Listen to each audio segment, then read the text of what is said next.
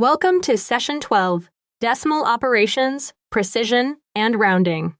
Decimal rules work because of place value.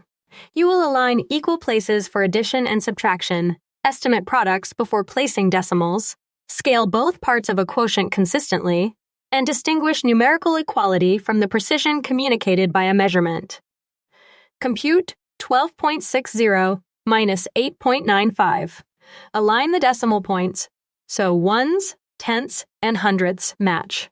Thinking in hundredths, 12.60 is 1260 hundredths, and 8.95 is 895 hundredths. The difference is 365 hundredths, or 3.65. Multiply 0.06 by 0.7. First, multiply 6 by 7 to get 42. The factors contain 3 decimal places in total, so the product is 0.042. The estimate confirms the placement. Multiplying by 0.7 must make 0.06 smaller, not larger. Compute 5.4 divided by 0.9. Multiply both dividend and divisor by 10. This creates the equivalent quotient 54 divided by 9. The result is 6. Scaling both values preserves the ratio. Changing only the divisor would create a different problem.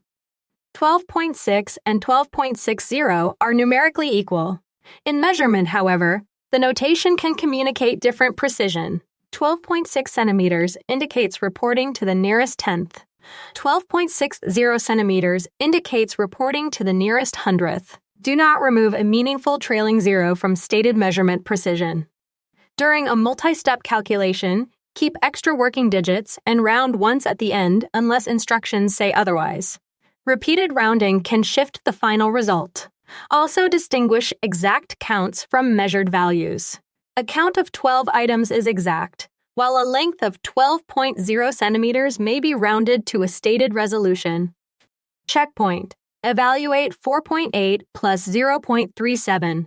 Rewrite 4.8 as 4.80 and align the decimal points. 80 hundredths plus 37 hundredths equals 117 hundredths. The sum is 5.17, so choice C is correct. Estimate the expected scale. Align equal places for addition and subtraction. Scale both parts of a decimal quotient. And use the combined decimal places with an estimate for multiplication. Keep guard digits and round once at the requested precision. Continue learning and practicing at bridge2exam.com.